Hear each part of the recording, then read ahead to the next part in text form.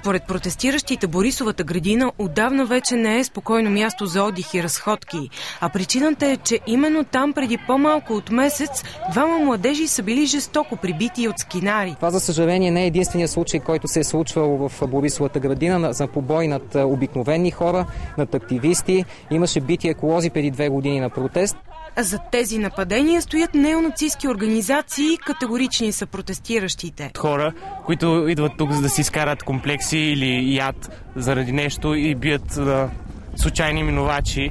Протестиращите настояха да бъдат взети спешни мерки срещу тези посегателства.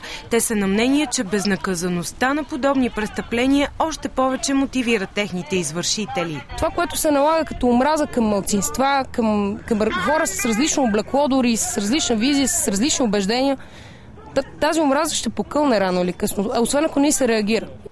За TV7 Марина Малашева.